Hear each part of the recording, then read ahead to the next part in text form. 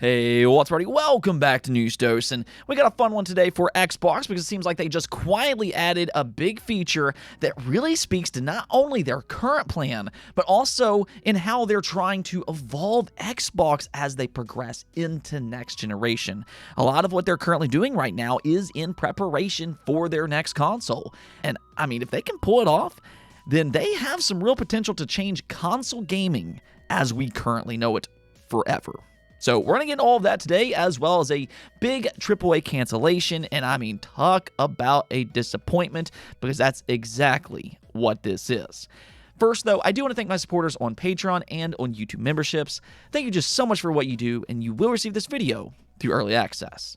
Let's go get right into things, though, starting off with Yooka Replaylee. We finally got a release date trailer, its pricing, and also more information about its Switch 2 physical version. That was a big story early in the week because VGP posted on their website that it was fully on cartridge. Now, at the time, there was a lot of concern about whether or not that claim was even true, or if they were just making an assumption based on its placeholder box art. But like I said then, VGP is a very trustworthy website. I've ordered from them multiple times. It seems like they're very in tune with what gamers want. And thankfully, in this case, they were 100% correct, as Playtonic confirmed that everything will, in fact, be on cartridge.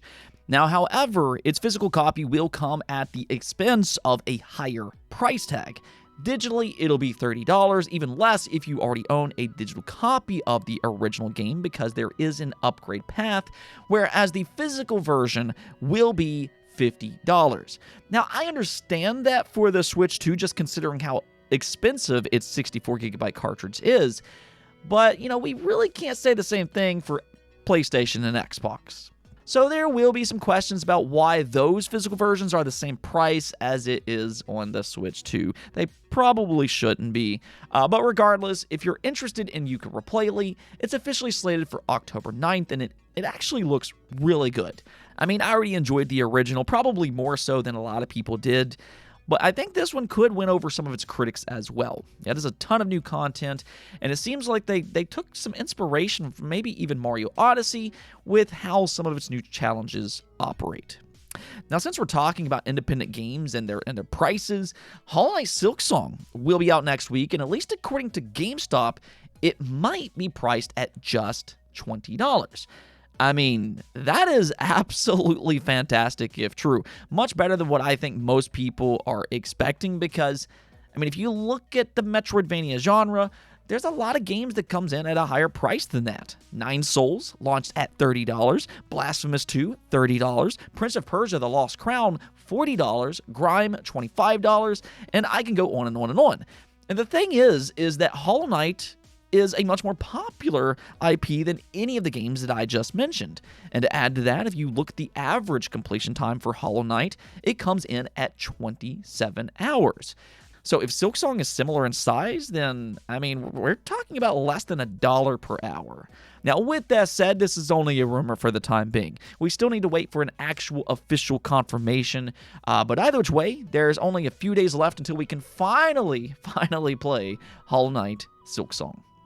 Oh, and Ghost of Yotei has officially gone gold. It'll be out on October 2nd, which means that more than likely, we're not going to see a delay. I can only recall one game that went gold and then later on got a delay, and, you know, that was for Cyberpunk 2077, which, in hindsight, it probably needed more than just one delay.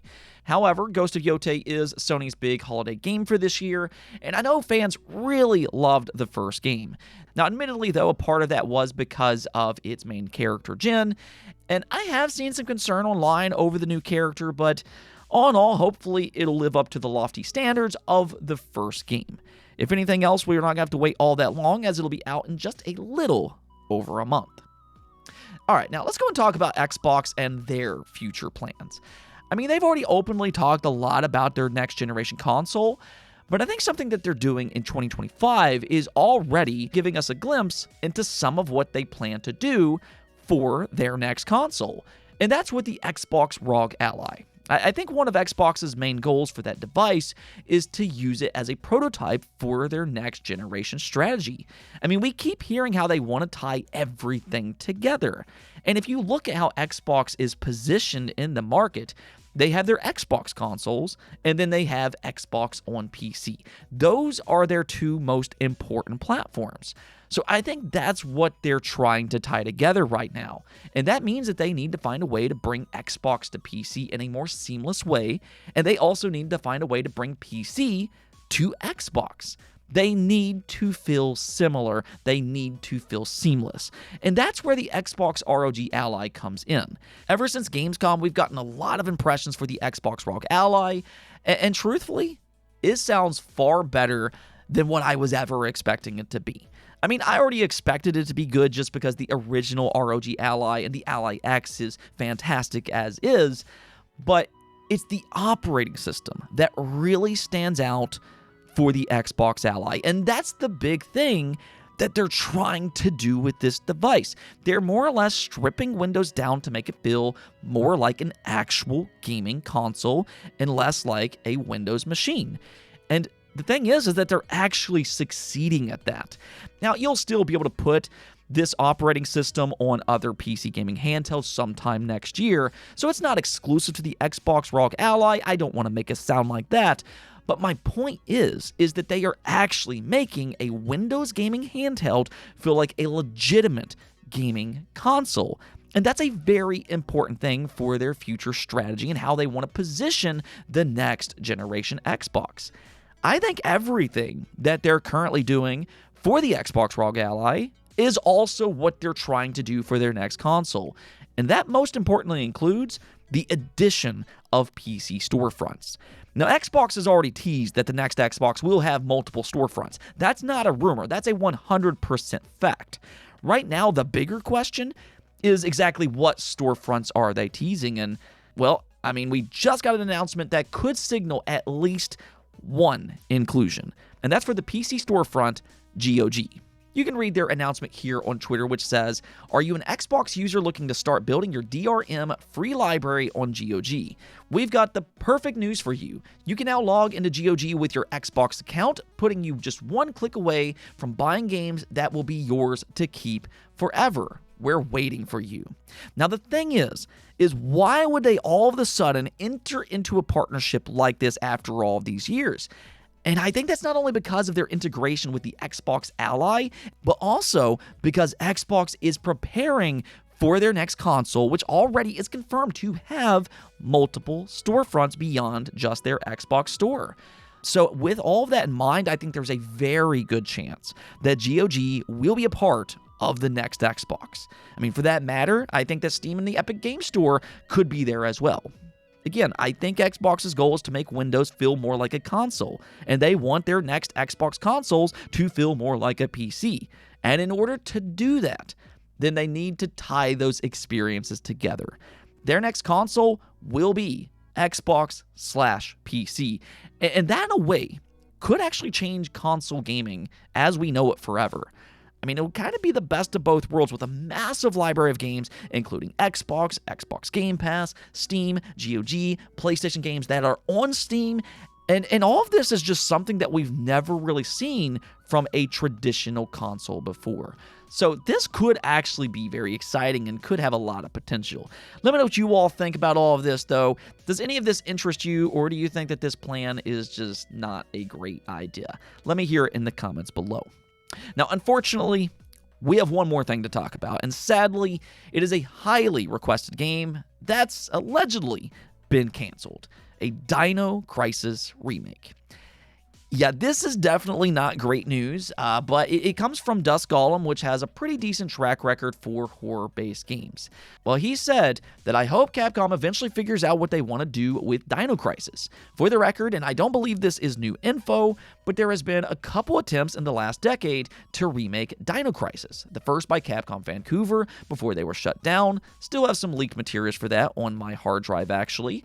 Then the second a few years ago, but just wasn't turning out good, so it got scrapped. I hope they one day figure out how they want to go forward with Dino Crisis and it's able to pass prototyping stages. So, there you go. Capcom allegedly has explored a Dino Crisis remake. It sounds like, at least in terms of a prototype, which, I mean, I think makes a lot of sense. It's often described as Resident Evil, but instead with dinosaurs. And just given how successful and how good the Resident Evil remakes have been, this really seems like a no-brainer for Capcom to do. However, seemingly, it just hasn't worked out for whatever reason. And I know some people are going to say, hey, well, how hard could it be? They already have the source material, so it shouldn't be that difficult. But I think it's kind of important to keep in mind that the Resident Evil remakes aren't necessarily one-to-one with the originals, especially 2 and 3. I mean, their gameplay is completely different to the point that they're more like reimaginings. Whatever the case may be, they're not typical remakes, so they would have to figure out the same thing with Dino Crisis. They would somehow need to translate its gameplay into a remake/reimagining, and I mean, I guess so far they just haven't been able to figure that part out, and that's the bad news. Now, to be a little bit optimistic here, though, at the very least, they have made some attempts, and that tells us that at the very least, they do have Dino Crisis on their mind. I just hope that they eventually figured it out and they don't simply give up on it, because I think there is a massive amount of potential for a Dino Crisis remake. I mean, there's a lot of zombie games out there, but there's not that many good dinosaur games, especially as unique as something like Dino Crisis. So hopefully Capcom hasn't given up, but unfortunately, even if they haven't, it'll probably still be a very, very long time before we see it and are able to play it ourselves. Anyways, though, that's going to be for this episode, but until next time, make sure to subscribe, ring that bell, enjoy your weekend, and peace out.